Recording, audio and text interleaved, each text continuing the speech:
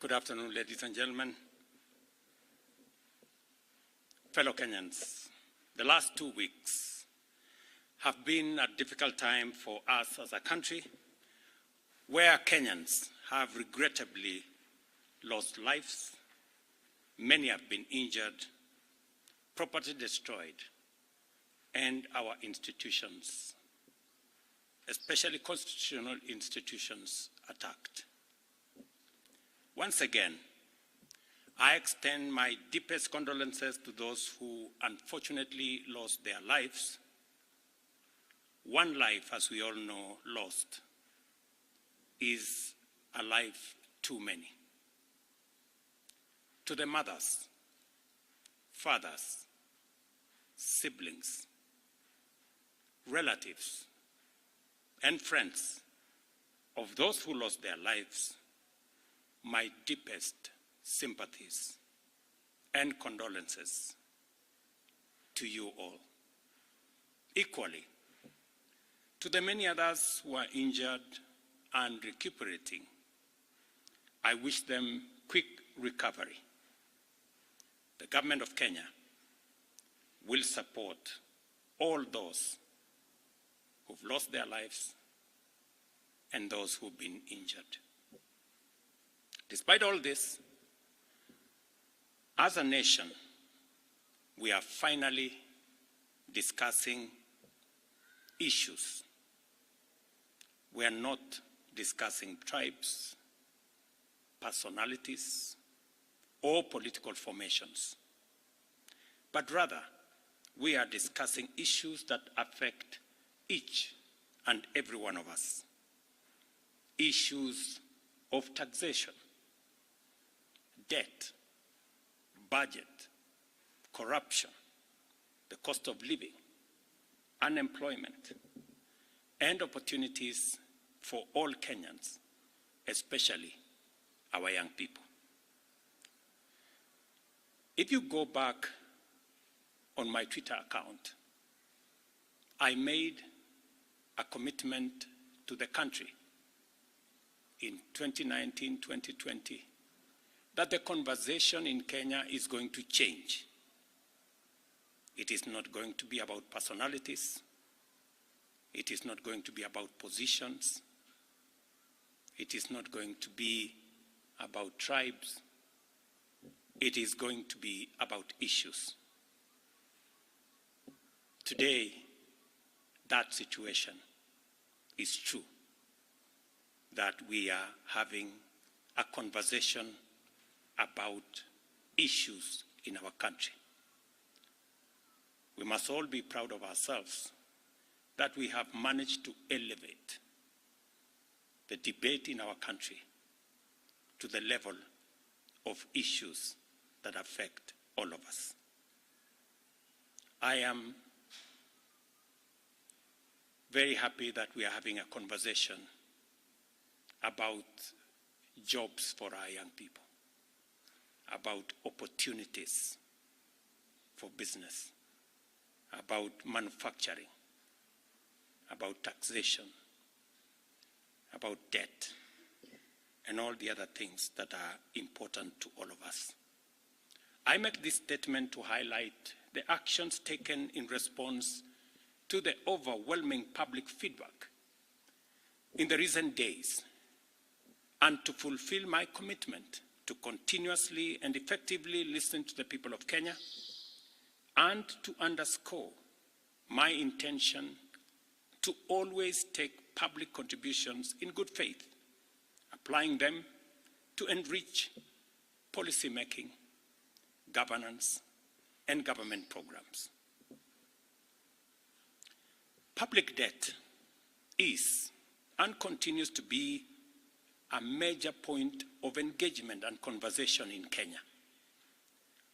I have today appointed an independent task force to carry out a comprehensive forensic audit of our public debt and report to us in the next 3 months.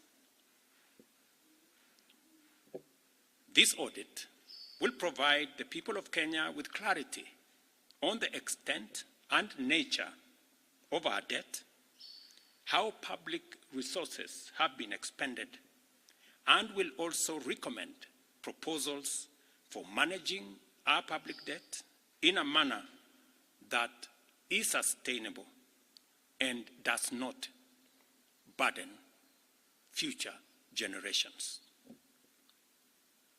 The consequence of withdrawing the finance bill is the reduction of our revenue targets by 346 billion. Over the last few days, our Treasury team has been assessing the adverse impact of either reducing the budget by 346 billion in full or borrowing the 346 billion in full. And cutting the entire amount in our assessment would significantly and drastically affect the delivery of critical government services, while borrowing the whole amount in full will occasion a fiscal deficit by a margin that would have significant repercussions on many sectors, including our exchange rates and interest rates. We have since, after extensive consultations, struck a middle ground, and we will be proposing to the National Assembly a budget cut of not the entire 346, but a budget cut of 177 billion, and borrowing the difference. Whatever we are going to borrow, the difference, will increase our fiscal deficit from what I intended to be 3.3% of our GDP. It will now go up to 4.6% of GDP, still lower than last year, and will be used to fund some of our critical government services. We will use the money that we will borrow to protect funding for some of the critical areas that the people of Kenya have asked me to protect. They include hiring of junior secondary school teachers and medical interns, funding the milk stabilization program for our dairy farmers, reviving our stalled road projects that are in many parts of Kenya, retaining the fertilizer subsidy program that has helped us manage our cost of living, settling the debt owed to farmers in our coffee sector, capitalizing the coffee cherry fund to support our farmers in that sector, enabling public-owned sugar mills to pay outstanding debts to sugarcane farmers for their deliveries, additional funding for higher education, new funding model that was in our plan will now receive additional funding, settling arrears owed to counties, settling arrears for NGCDF, and settling arrears for our pensions. Accordingly, in keeping with the enhanced austerity measures we have committed to implement and align government expenditures within the budgetary implications of the withdrawal of the Finance Bill 2024, the following actions shall be taken with immediate effect towards the realization of the new budget. 47 state corporations with overlapping and duplicating functions will be dissolved, resulting in the elimination of their operational and maintenance costs, and their functions will be integrated into the respective line ministries. Staff currently employed by the affected corporations will be transferred to ministries and other state agencies within government. The decision to fill the position of Chief Administrative Secretaries is hereby suspended. The number of advisors in government shall be reduced by 50% within the public service with immediate effect. Budget lines providing for the operations of the Office of the First Lady, the spouse of the Deputy President, and the Prime Cabinet Secretary will be removed. Similarly, the budget provisions for confidential budgets in various executive offices, including my own office, have been removed, and the budget for renovations across government reduced by 50%.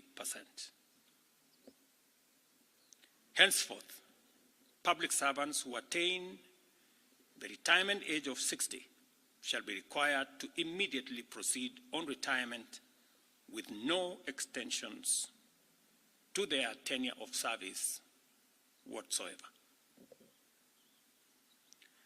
The purchase of new motor vehicles by the government is suspended for 12 months, except for security agencies, while a new policy on transport for public officers will be developed. All non-essential travel by state and public officers is hereby suspended. No state officer or public servant shall participate in public contributions or haramphs going forward. The Attorney General is hereby directed to prepare and submit legislation to this effect and develop a mechanism for structured and transparent contributions for public, charitable, and philanthropic purposes.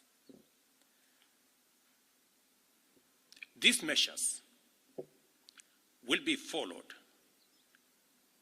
by changes in government that I will be making shortly.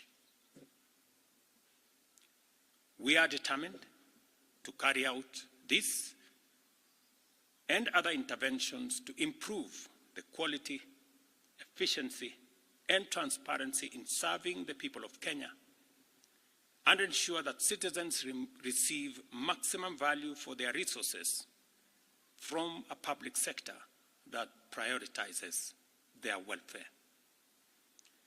I believe these changes will set out our country on a trajectory towards economic transformation, enabling us to achieve the strategic objectives of the bottom-up economic transformation agenda and deliver our commitment to radically enhance opportunities for all Kenyans and transform our country. Thank you very much.